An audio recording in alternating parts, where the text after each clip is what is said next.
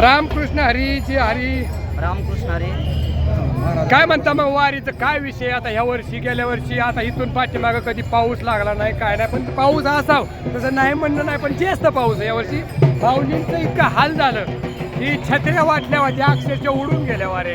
मग ही सरकारने असं नाही करायला पाहिजे, कारण काय द्यायला पाहिजे रेनकोट. हा मग काय म्हणता याच्याविषयी काय म्हणता? विषय असा आहे, ही जी वारकरी आलेले आहेत हे माऊलीसाठी आलेले आहेत. हो. ते काही सरकारच्या भरोश्यावर आलेले नाही हा. आहेत. ही सर्व वारकरी मंडळी शांतीब्रह्म एकनाथ महाराज, संत ज्ञानेश्वर महाराज आणि संत तुकाराम महाराज आणि पांडुरंगावरती भरभरून प्रेम करतात. म्हणून ही सर्व मंडळी आल्यानो संसारात जारे पंढरपुरा, दिनाचा सोयरा पांडुरंग, किंवा जन्माला आल्यानंतर एक वेळेस तरी पंढरीची वारी करावी या हेतूनं ही सर्व मंडळी अगदी देहभान विसरून, घरदार विसरून, सर्व परिवार विसरून या ठिकाणी सर्व वारकरी फक्त माऊलीसाठी आणि तुकोबारायसाठी आणि पांडुरंगासाठी ही माऊली आलेली आहेत. यांना सरकाराचं काही घेणं देणं नाहीये.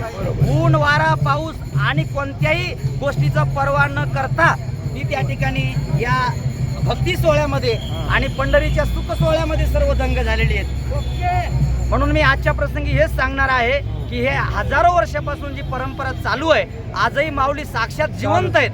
म्हणून हे माऊलीनं सुरू केलेली परंपरा ही अखंडित चालू राहणार आहे. सरकारनं काही दिलं किंवा नाही दिलं याच्याशी त्यांना काही घेणं देणं नाहीये. म्हणून खरं तर एवढं पावसाळा असूनही ही सर्व वारकरी आज 50-50, 60-60 वर्षाची, 70-70 वर्षाची वारकरी ही चालतात. ही दैवी शक्ती कोणाची आहे तर ही माऊली ज्ञानोबारायाची दैवी शक्ती आहे, पांडुरंगाची दैवी शक्ती आहे आणि त्या ठिकाणी सर्व सकल साधू संतांची दैवी शक्ती आहे. आणि वैष्णवा संगती सुख वाटे जीवा, म्हणून ही सर्व वैष्णव आहे. म्हणून त्या ठिकाणी या वैष्णवाच्या चरणी मी साष्टांग त्या ठिकाणी नमन करतो. आणि आपण चॅनलच्या लोकांनी आमची मुलाखत घेतली, आपलं सुद्धा खूप खूप धन्यवाद व्यक्त करतो. रामकृष्ण हरी. रामकृष्ण हरी. अजून कुणाला बोलायचं असलं तर बोला.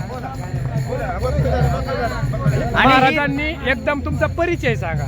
माझा परिचय, मी भागवताचार्य, युवा कीर्तनकार मोहनदासजी महाराज पैठणकर आणि माझं मूळ गाव जातेगाव, तालुका गेवराई, जिल्हा बीड आणि ही आमची दिंडी जातेगावचीच आहे. आणि मला येण्याचं सौभाग्य का झालं, गावच्या लोकांचं माझ्यावरती प्रेम आहे आणि गावासाठी माणसाने काहीतरी करावं म्हणून मी गावासाठी आणि आमच्या सर्व गावातील जे वारकरी आहेत यांच्यासाठी मी या ठिकाणी या वारीमध्ये कालपासून सहभागी झालेलो आहे आणि त्या ठिकाणी पूर्णपणे मी त्या ठिकाणी वारी करणार आहे. ओके. कधी पैठणला आपण आलात, आपला आश्रम आहे. येतो ना आम्ही पैठणला शिष्टीला. अवश्य शिष्टीला येतो ना. शिष्टी. रामकृष्ण. रामकृष्ण हरी. जय हरी. चला असू दे. जय हरी.